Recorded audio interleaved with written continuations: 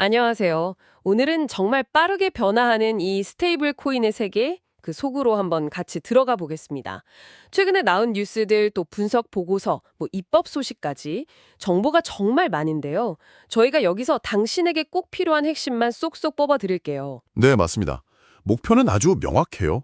좀 복잡해 보일 수 있는 이 스테이블 코인 동향을 명쾌하게 좀 이해하고 이게 앞으로 금융 환경 그리고 더 나아가서 당신의 자선 관리에 어떤 영향을 줄 수 있을지 그 감을 잡는 거죠. 바로 시작해 볼까요? 좋습니다. 우선 스테이블 코인, 이게 뭔지 아주 간단히만 짚어보죠. 기본적으로는 미국 달러 같은 실제 화폐 가치에 딱 고정된 그런 디지털 화폐라고 보면 되죠. 일종의 디지털 달러, 이렇게 생각하면 좀 쉬울 것 같아요. 네, 맞아요. 바로 그겁니다. 근데 있잖아요. 이 디지털 달러 시장이 벌써 규모가 2,500억 달러나 돼요. 그리고 몇 년 안에는 이게 1조 달러를 넘어설 거다. 이런 예측까지 나오고 있거든요. 테더 같은 회사는 이 구조만으로도 엄청난 이익을 내고 있고요. 그러니까 은행들도 이 수익성 때문에 가만히 보고만 있을 수는 없게 된 겁니다. 단순히 규모만 커지는 게 아니군요. 들어보니까 기존 금융 시스템하고 암호화폐 세계를 연결하는 뭐랄까 다리 역할 이걸 하고 특히 국경 간 결제 방식을 확 바꾸고 있다는 점 이게 정말 흥미로운데요. 비자나 마스터카드보다 훨씬 빠르고 싸게 돈을 보낼 수 있다니 이게 진짜 현실인가요? 이미 현실이죠. 그 파이어블록스나 세계경제포럼 WEF 자료를 보면요. 스테이블 코인 거래량이 이미 비자랑 마스터카드를 합친 것보다 많아요. 그리고 연간 성장률이 28%가 넘습니다.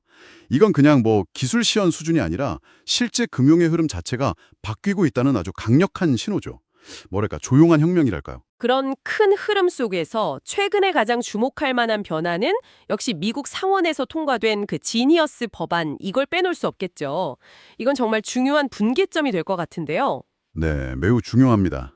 이게 사실상 스테이블 코인에 대한 첫 번째 포괄적인 규제 시도라고 봐야 하거든요. 핵심은 그 지급 결제 스테이블 코인, 이걸 명확하게 정의를 내렸다는 거예요. 그래서 상대적으로 좀 안정적인 운영을 요구하겠다는 거죠. 그러니까 변동성이 크거나 담보가 좀 불확실한 다른 디지털 자산하고는 확실히 선을 긋겠다, 이런 의도고요.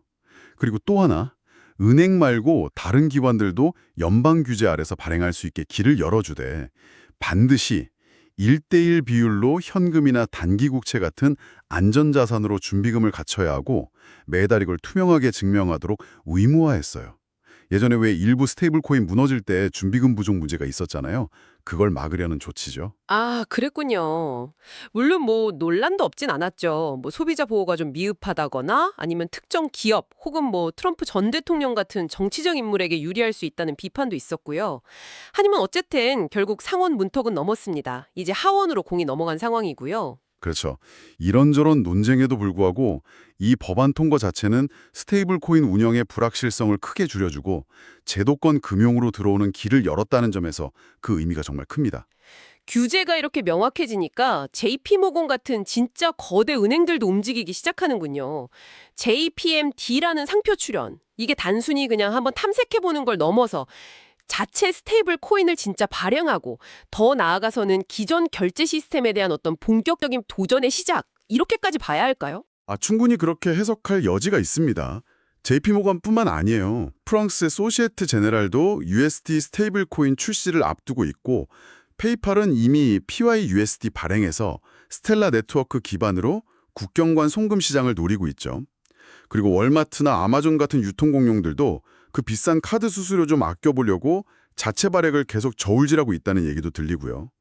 각자 목적은 조금씩 다르겠지만 결국 스테이블 코인을 활용하려는 이 큰 흐름 자체는 동일하다고 봐야겠죠.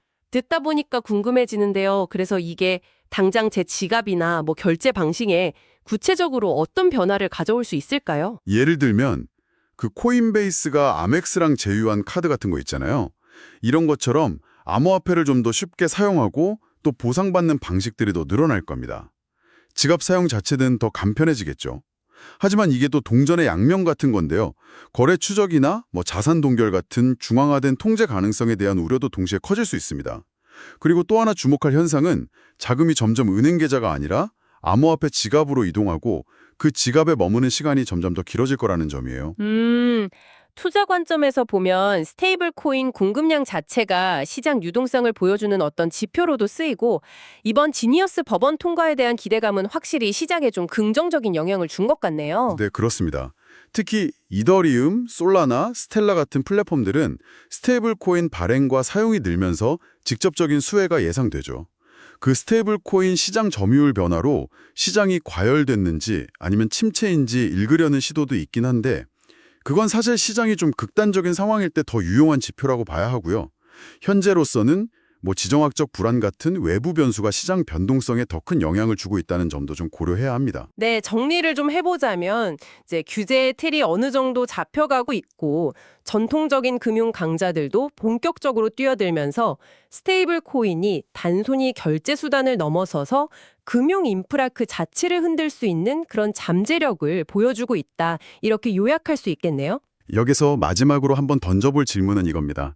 이렇게 규제라는 문을 통과한 스테이블 코인이 결국에는 기존 금융 시스템의 심장부를 바꾸는 일종의 트로이 목마가 될 수도 있을까요?